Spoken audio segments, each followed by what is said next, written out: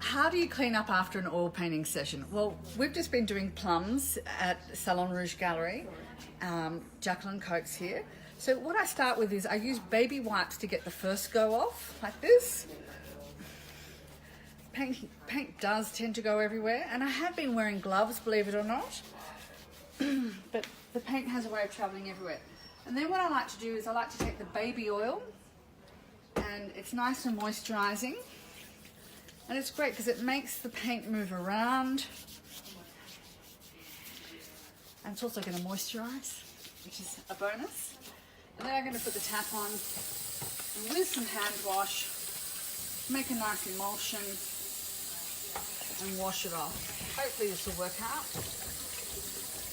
Yeah, I can see the colour of my skin. I'm no longer purple or plum coloured. Pretty good. Just the back of this hand is looking a little on the purple side.